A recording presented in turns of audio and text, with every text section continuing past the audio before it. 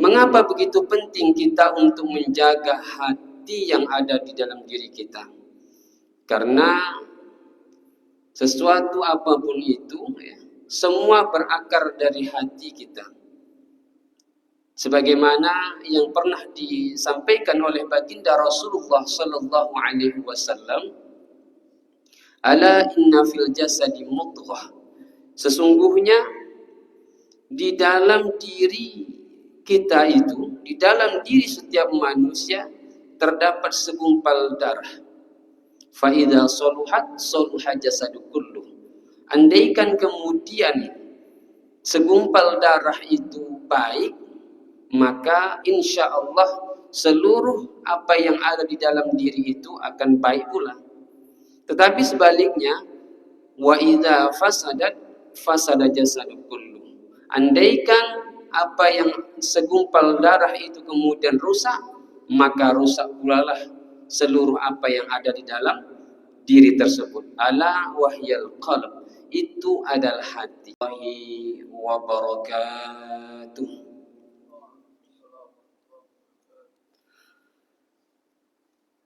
Alhamdulillahi rabbil alamin, alladzi khalaqal mauta wal hayata liyabluwakum ayyukum ahsanu amala.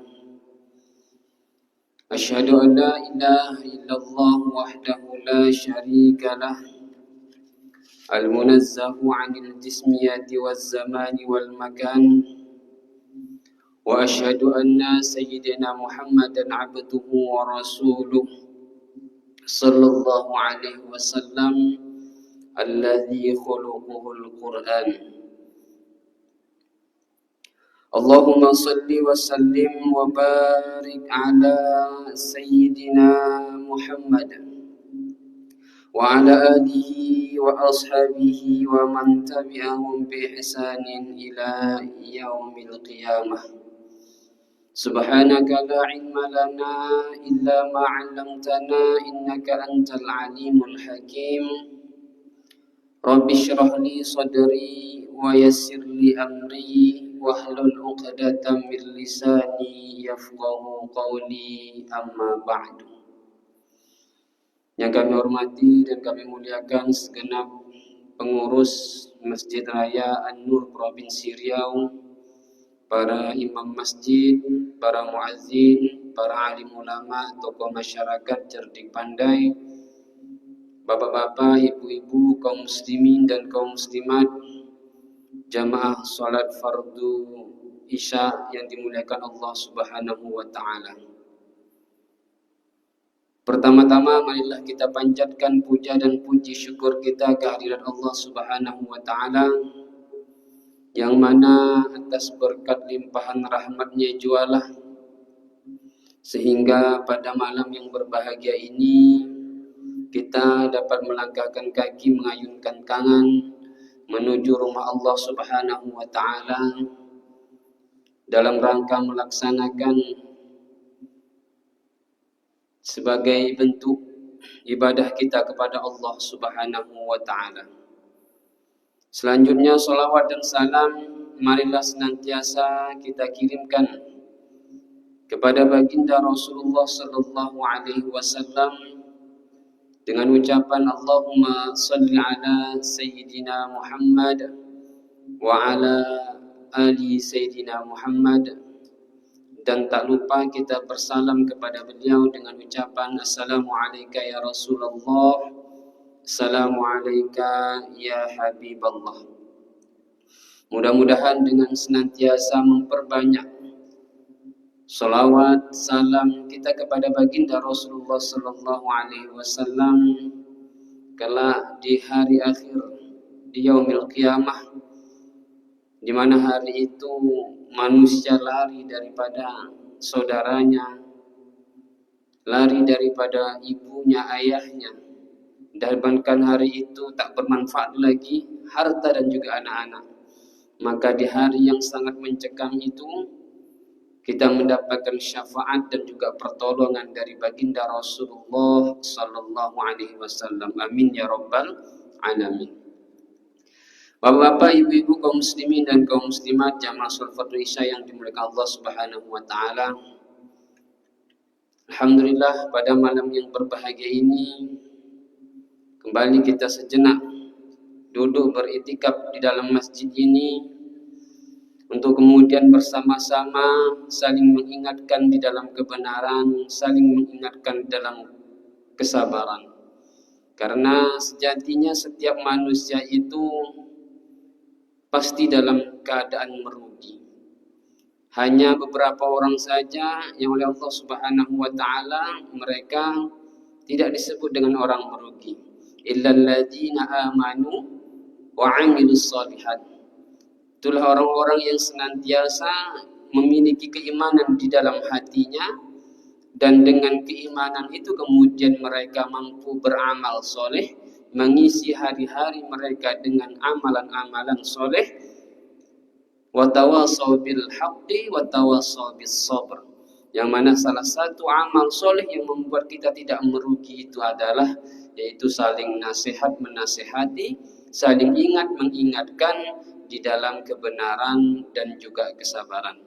Mudah-mudahan kita senantiasa diberikan oleh Allah Subhanahu wa taala inayah, hidayah dan taufik agar kemudian terus mampu istiqamah di dalam ketaatan dan juga tunduk atas perintah Allah Subhanahu wa taala. Amin ya rabbal alamin. Bapak Ibu kaum muslimin dan kaum muslimat jamaah salat Fardhu Isya yang dimuliakan Allah Subhanahu wa taala. Di dalam kehidupan dunia ini pasti kita menginginkan kehidupan yang senantiasa dipenuhi dengan kebahagiaan, kehidupan yang senantiasa diselimuti dengan kegembiraan. Maka tak jarang di luar sana kita melihat orang-orang mereka mau melakukan apapun itu demi untuk meraih sebuah kebahagiaan. Padahal ketika mereka mendapatkan kebahagiaan atau mencari kebahagiaan itu dengan cara melanggar syariat, jauh dari norma-norma agama, maka mungkin mereka akan mendapatkan kebahagiaan secara kasat mata, ya. Tetapi mereka tidak betul-betul merasakan kebahagiaan itu sendiri. Kebahagiaan itu hanya mungkin terlihat dari raut wajahnya saja, tanpa kemudian sampai ke dalam hatinya. Dan salah satu hal yang mesti kita perhatikan adalah yaitu bagaimana kemudian agar kita bisa mencapai kebahagiaan itu dengan kebahagiaan yang hakiki, kebahagiaan yang sempurna, kebahagiaan yang paripurna. Maka agama membimbing kita, agama hadir untuk memberikan petunjuk kepada kita agar kemudian kita senantiasa taat di bawah aturan yang Allah Subhanahu wa taala tetapkan. Oleh sebab itu, dinukilkan dalam sebuah kitab Al-Munabbihat 'ala al-Isti'dad li Yaumil Ma'ad, karya Al-Hafiz Ibnu Hajar Al-Asqalani. Beliau menukilkan sebuah asar yang mana berasal dari salah seorang tabi'in, yaitu Imam Al-Hasan Al-Basri. Sekali waktu beliau pernah mengatakan, yang mana kita ketahui bahwasanya Imam Hasan Al-Basri ini adalah yaitu min akbarit tabi'in, salah seorang ulama besar di era tabi'in. Yang mana era tabi'in ini adalah yaitu masa setelah masa daripada baginda Rasulullah dan juga para sahabat. Beliau pernah menukilkan sebuah pesan yang sangat luar biasa agar kemudian kita mampu mencapai kebahagiaan, ya. Dengan cara apa? Dengan cara menjaga hati yang ada di dalam diri kita itu sendiri. Beliau berkata, "Inna fasadal qulubi an sittati asya." Sesungguhnya sesuatu yang mampu merusak hati itu sedikitnya ada 6 perkara. Kalau rusaknya gigi, kalau rusaknya mata, mungkin kita bisa berobat ke dokter-dokter spesialis yang ketika kita datang kemudian kita diberi obat dan bisa kita sembuh dari penyakit itu. Tetapi ketika hati yang ada di dalam diri kita kemudian rusak, maka tiada lain dan tiada bukan, obatnya adalah ada pada diri kita sendiri yang mesti kita perhatikan. Mengapa begitu penting kita untuk menjaga hati yang ada di dalam diri kita? Karena sesuatu apapun itu, semua berakar dari hati kita.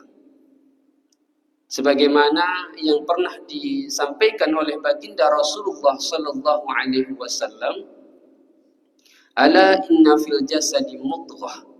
Sesungguhnya di dalam diri kita itu, di dalam diri setiap manusia terdapat segumpal darah. Fa idza saluhat saluha jasadu kulluh.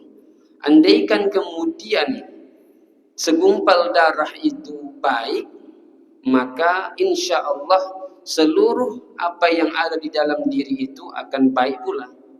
Tetapi sebaliknya, wa idza fasadat fasada jasadu kulluh.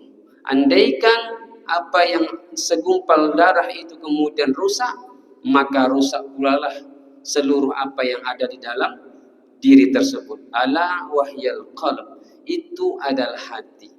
Oleh sebab itu, sebagai orang yang beriman, maka mesti betul kita menjaga hati kita, memanage hati kita.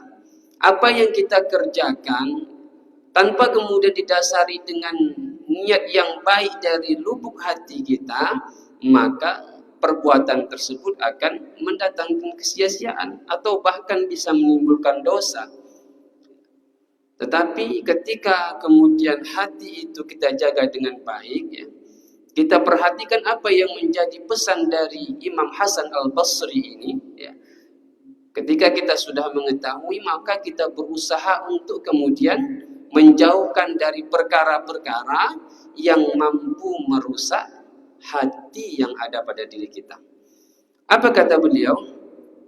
Awaluha, yang pertama, perkara yang mampu merusak hati itu adalah yudnibuna biroja'it taubah, yaitu senantiasa melakukan perbuatan dosa dengan keyakinan nanti ada kesempatan untuk bertaubat kepada Allah Subhanahu wa taala. Artinya, dia selalu meremehkan perbuatan dosa. Dia selalu tidak pernah takut akan perbuatan dosa. Padahal ketika seseorang melakukan dosa, maka itulah salah satu yang bisa menyebabkan hati itu menjadi rusak. Dalam sebuah hadis juga baginda Rasulullah sallallahu alaihi wasallam pernah menegaskan, innal mu'min, sesungguhnya seseorang yang beriman itu, idza aznaba, apabila kemudian dia melakukan satu perkara dosa, satu kemaksiatan, satu perbuatan dosa, fa biqalbihi nuqtatun sauda, maka di dalam hatinya akan ditempelkan satu noda hitam. Satu dosa yang ia perbuat, kemudian di dalam hatinya akan ditempelkan satu noda hitam. Berbuat lagi dia dosa, maka bertambah lagi noda hitam tersebut di dalam hatinya. Begitu terus menerus sampai kemudian hati seseorang itu menjadi berkarat, hati seseorang itu mencapai noda yang hitam semua, sehingga kemudian akan susah untuk melakukan kebaikan-kebaikan. Maka ketika kita menyadari bahwa salah satu perkara yang mampu merusak hati, yang mendatangkan penyakit di dalam hati kita itu adalah perbuatan dosa yang walaupun kecil ketika kita remehkan, maka dia pasti akan tetap berbentuk dosa. Maka kata salah seorang sahabat Rasulullah SAW, yaitu Sayyidina Abu Bakar radhiyallahu an, beliau menyampaikan, innallaha yaghfirus saghair. Sesungguhnya Allah Subhanahu wa taala itu akan mampu mengampuni dosa-dosa kecil. Fala tayasu, maka jangan engkau berputus asa. Wa yu'adzibul kabair, tetapi sebaliknya Allah Subhanahu wa taala itu juga mampu mengazab orang-orang yang berbuat dosa-dosa kecil. Fala taghtaru, maka jangan kita terlena. Ya.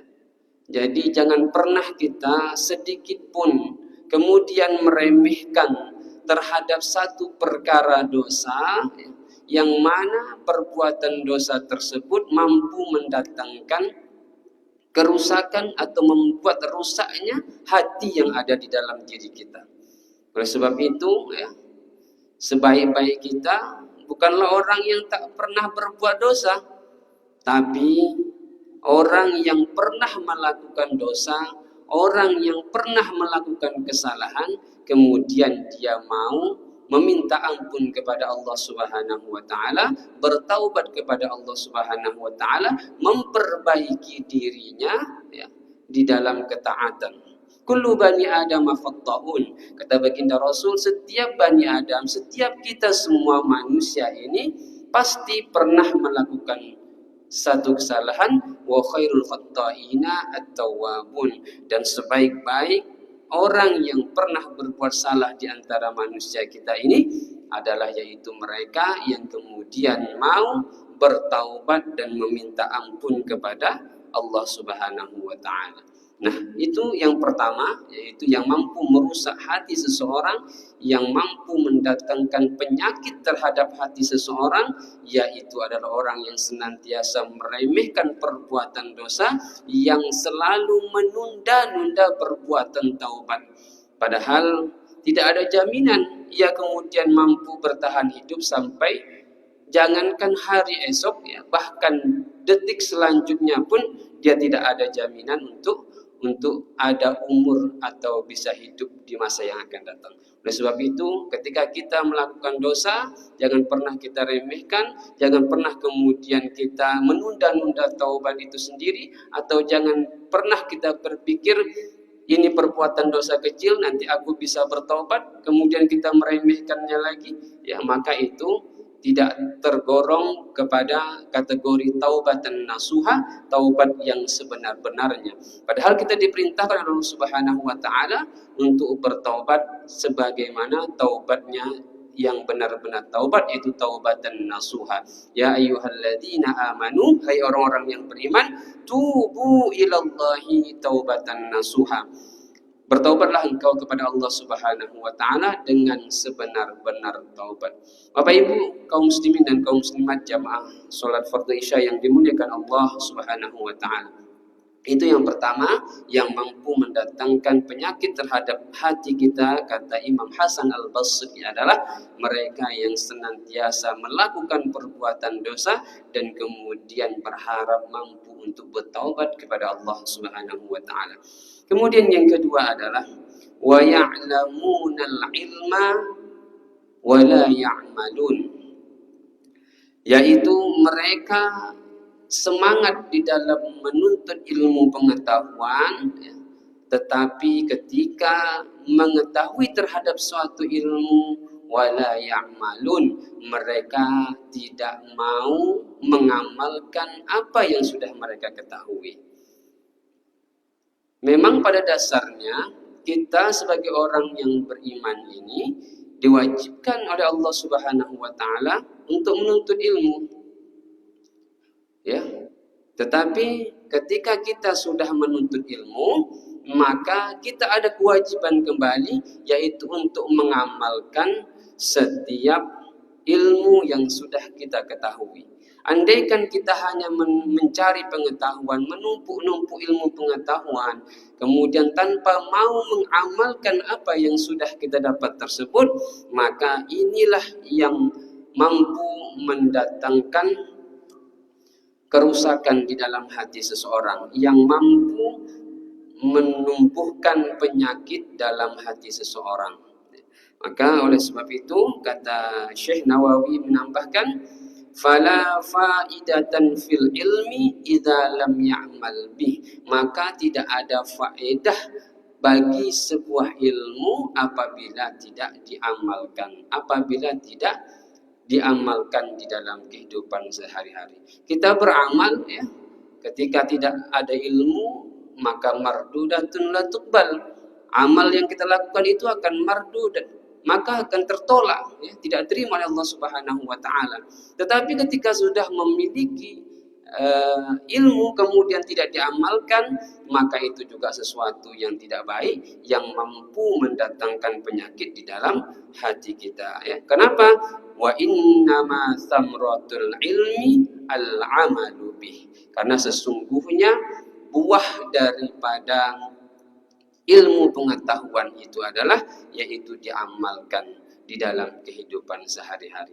Bahkan ketika kita memiliki ilmu, kemudian kita amalkan dengan sebaik mungkin ilmu itu, walaupun mungkin jumlahnya tak banyak, tapi kita mampu amalkan dalam kehidupan sehari-hari, maka ini bisa menjadi salah satu amal jariah untuk kita yang terus mengalir bahkan walaupun kita sudah meninggal dunia. Oleh sebab itu ya, terus kita bersemangat menuntut ilmu, terus kita bersemangat di dalam menghadiri kajian-kajian, majlis ta'lim dan lain sebagainya. Tetapi kewajiban setelah kita kemudian hadir di majlis-majlis ilmu itu adalah mengamalkan apa yang sudah kita ketahui agar kemudian kita terhindar dari rusaknya hati. Ketika hati itu sudah rusak, maka na'udzubillah kita akan jauh dari Allah Subhanahu wa taala. Bapak Ibu kaum muslimin dan kaum muslimat jamaah salat Fardhu Isya yang dimuliakan Allah Subhanahu wa taala. Itu yang perkara yang kedua, yaitu ketika memiliki ilmu pengetahuan tak diamalkan ilmu itu, maka kita bisa mendatangkan penyakit di dalam hati kita. Perkara yang ketiga, kata Imam Hasan Al-Basri, yang mampu merusak hati seseorang atau yang mampu mendatangkan penyakit terhadap hati seseorang itu adalah yaitu wa idza amilu la yukhlasun. Apabila dia mengamalkan ilmu yang sudah ia amalkan tadi, yang sudah ia dapat tadi, kemudian ia amalkan, tetapi la yukhlasun, tetapi dia tidak ikhlas. Ya. Ini juga mampu mendatangkan penyakit terhadap hati seseorang. Kita diwajibkan untuk menuntut ilmu. Setelah kemudian kita mendapatkan ilmu itu, kewajiban lain adalah kemudian mengamalkan ilmu yang sudah kita dapatkan tersebut. Dan ketika kita mengamalkan ilmu itu, ada kewajiban lain lagi apa? Yaitu mesti kita mengamalkan segala bentuk kebaikan, segala bentuk ilmu yang sudah kita ketahui itu adalah dengan hati yang ikhlas. Dengan hati yang senantiasa hanya mengharapkan ridha Allah Subhanahu wa taala. Kalau dia beramal, ya, dia mengamalkan ilmu yang sudah ia dapat selama ini dalam kehidupan sehari-hari. Kemudian ia tidak mendatangkan hati yang ikhlas, maka itu juga menjadi salah satu faktor daripada rusaknya hati seseorang. Itu juga yang menjadi penyebab berpenyakitnya hati seseorang. Maka kata Imam Ahmad bin Hanbal, ya, beliau juga selalu meminta kepada Allah Subhanahu wa taala, selalu berdoa kepada Allah Subhanahu wa taala. Apa doa yang beliau selalu ucapkan? Ya dalilul jabbar, ya, wahai yang menunjuki jalan, zat yang menunjukkan kepadaku jalan yang benar. Dullani ala tariqis shadiqin, tunjukkanlah aku jalan-jalan orang-orang yang dikarunai kebenaran. Waj'alni min ibadikal mukhlasin, dan jadikanlah aku hamba yang senantiasa ikhlas di dalam setiap amal. Ketika kita mampu melakukan hal tersebut, kita juga telah melaksanakan satu perintah Allah Subhanahu wa taala, yaitu wa ma umiru illa liya'budullaha mukhlishina lahuddin, dan tidak diperintahkan kepada kalian kecuali untuk beribadah, untuk menyembah Allah Subhanahu wa taala dengan hati yang ikhlas. Bapak Ibu kaum muslimin dan kaum muslimat jamaah salat fardu Isya yang dimuliakan Allah Subhanahu wa taala. Maka kata Syekh Nawawi Al-Bantani ya, beliau menegaskan bahwasanya beliau membagi 3 macam kategori tingkatan keikhlasan seseorang. Ya. Yang pertama, seseorang beribadah ikhlas karena Allah Subhanahu wa taala. Ini tingkatan yang paling tinggi di dalam keikhlasan. Ya. Ikhlasnya karena Allah Subhanahu wa taala. Ini yang merupakan tingkatan keikhlasan yang paling tinggi. Kemudian tingkatan yang kedua adalah ikhlas karena mengharapkan akhirat. Jadi seseorang beribadah, dia ikhlas karena akhirat, karena ingin dimasukkan di dalam surga atau dihindarkan daripada api neraka. Ini tingkat keikhlasan yang kedua. Kemudian tingkat keikhlasan yang paling rendah kata Syekh Nawawi Al-Bantani adalah yaitu ikhlas karena dunia. Jadi dia beribadah, dia beramal soleh, dia melakukan segala bentuk kebaikan karena mengharapkan kebaikan-kebaikan di dunia. Ya.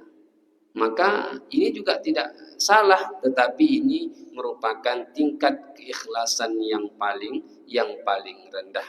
Ini juga mungkin bagi kita orang awam menjadi motivasi ya. Tidak masalah, tidak mengapa beribadah karena ingin mengharapkan kebaikan dunia, karena ingin bertambah harta, karena ingin bertambah atau mendapatkan pangkat jabatan dan lain sebagainya. Ini juga tidak mengapa sebagai motivasi awal untuk kita kemudian menyemangati diri kita di dalam beribadah kepada Allah Subhanahu wa taala. Yang tak boleh itu apa? Yang tak boleh itu beramal karena mengharapkan pujian dari Allah, dari orang lain. Nah, ini yang dikategorikan dengan riya, sesuatu penyakit yang mesti kita hindari. Jangan sampai ada di dalam diri kita. Bapak Ibu kaum muslimin dan kaum muslimat jamaah salat fardu Isya yang dimuliakan Allah Subhanahu wa taala. Itu yang ketiga ya, yaitu ketika beramal tidak ikhlas, maka seseorang yang melakukan hal tersebut akan rusaklah hatinya, akan berpenyakitlah hatinya. Kemudian yang selanjutnya, yang keempat kata Imam Hasan Al-Basri, perkara yang mampu merusak hati seseorang itu adalah wa ya'kuluna rizqallahi wa la yashkurun. Mereka makan rezeki dari Allah Subhanahu wa taala namun ia tidak bersyukur. Nah, ini yang juga mampu mendatangkan atau merusak hati seseorang adalah ketika sedikit sekali rasa syukur yang ada di dalam dirinya.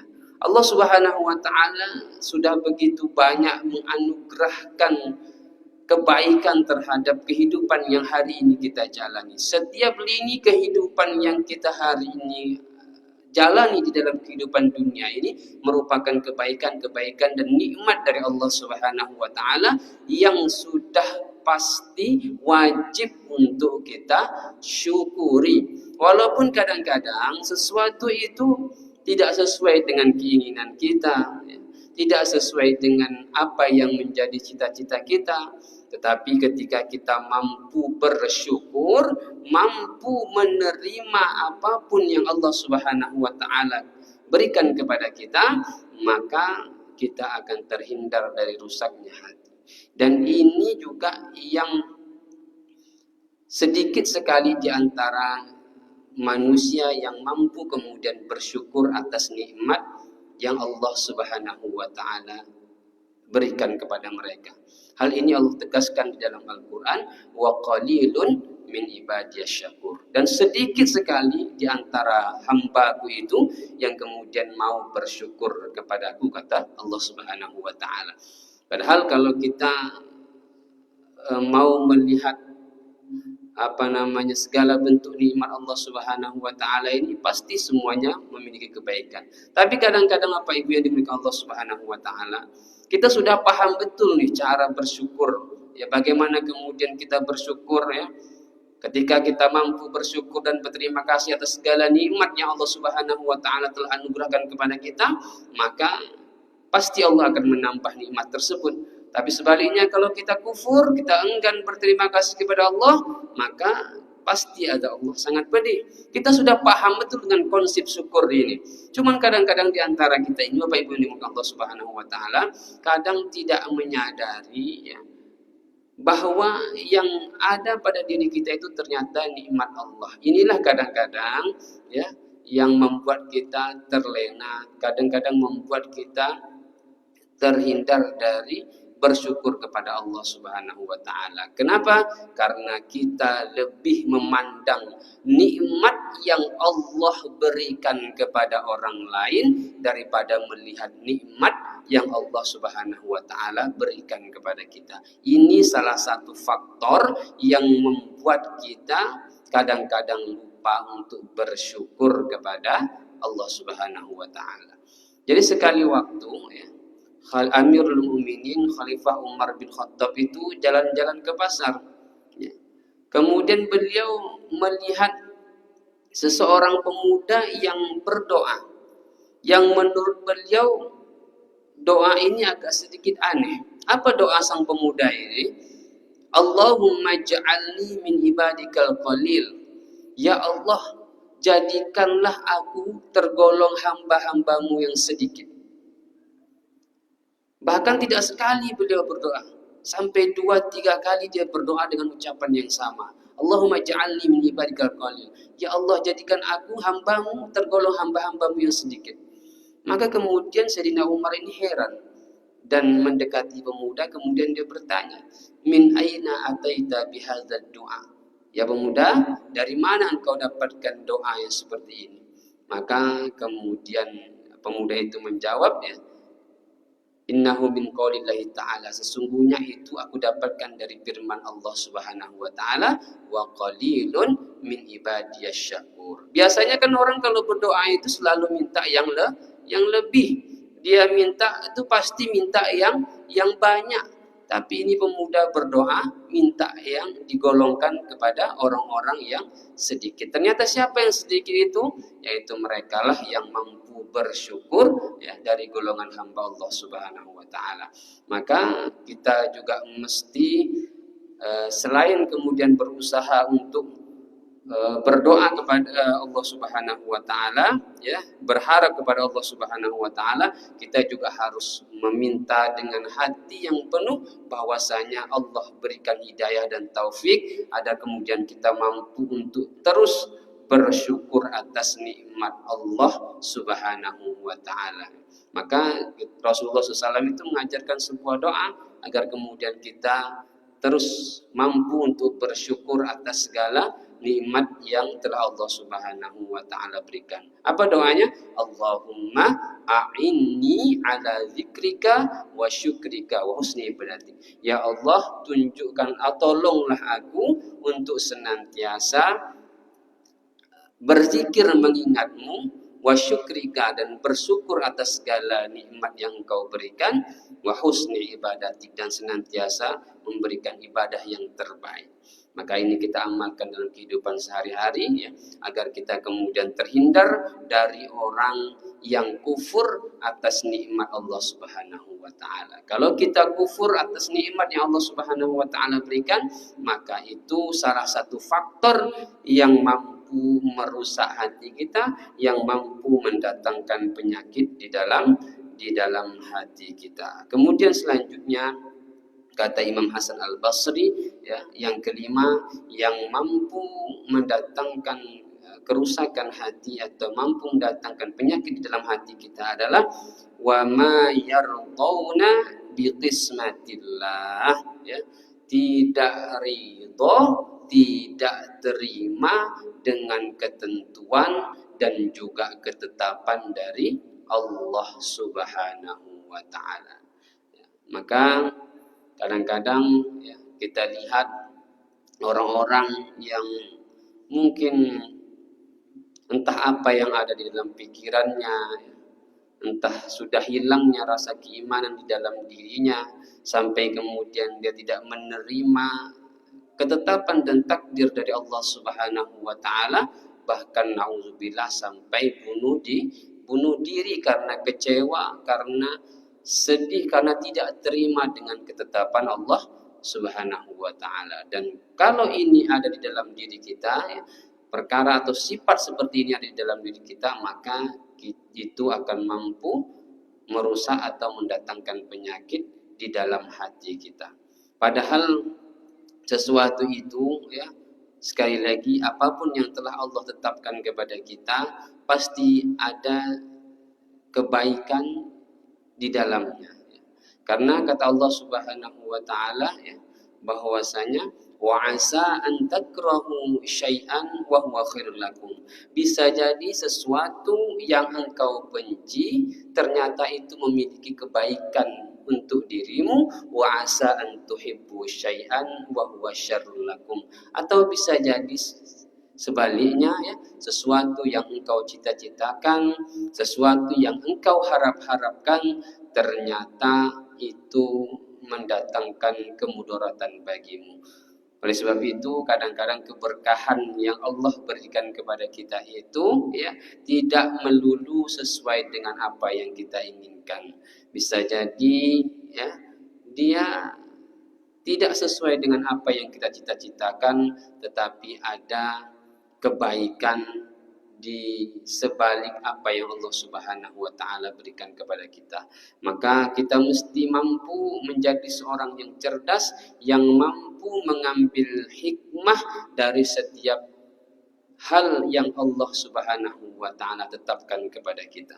Bapak Ibu kaum muslimin dan kaum muslimat yang dimuliakan Allah Subhanahu wa taala, selanjutnya yang terakhir, ya, yang keenam, yang mampu mendatangkan kerusakan pada hati seseorang atau mendatangkan penyakit pada diri seseorang adalah wa yudfinuna mautahum wa la ya'tabirun. Kalian semua mendapati orang-orang yang meninggal dunia di antara kalian, ya, kalian mengapani orang-orang yang meninggal dunia di antara kalian, menguburkan orang-orang yang meninggal di antara kalian, wala ya'tabirun, namun tidak mengambil iktibar, tidak mengambil pelajaran dari apa yang terjadi. Ini juga ketika ada pada diri seseorang, maka akan rusaklah hatinya.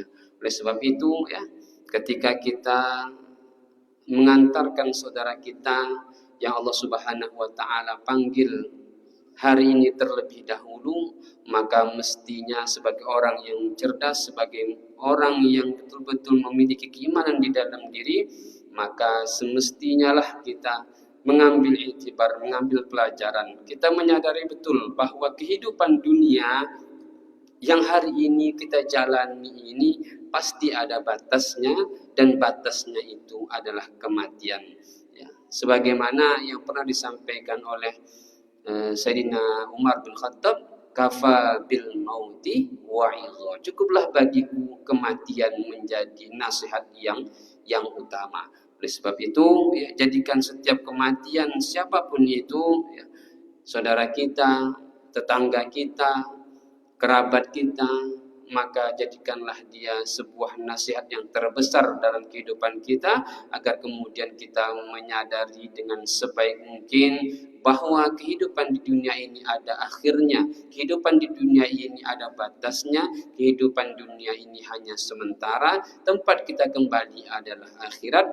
Dan ketika kita mampu menyadari itu, ketika kita mengambil iktibar dari setiap kematian yang terjadi di dalam kehidupan kita ini dengan kebaikan, maka hendaknya pula kita memperbaiki diri kita bahwa kehidupan itu ada batasnya, dan kemudian akhirat adalah tempat yang kekal abadi, tempat kembalinya setiap kita, tempat terbaik bagi setiap orang yang beriman kepada Allah Subhanahu wa taala. Bapak Ibu kaum muslimin dan kaum muslimat jamaah salat Fardhu Isya yang dimuliakan Allah Subhanahu wa taala, Itulah 6 perkara yang disampaikan oleh Imam Hasan Al-Basri, ya, yang mampu merusak hati seseorang, yang ketika kita mengetahuinya maka hendaknya kita jauhi, kita hindari, agar kemudian kita diselamatkan oleh Allah Subhanahu wa taala di dalam kehidupan ini, sehingga kemudian kita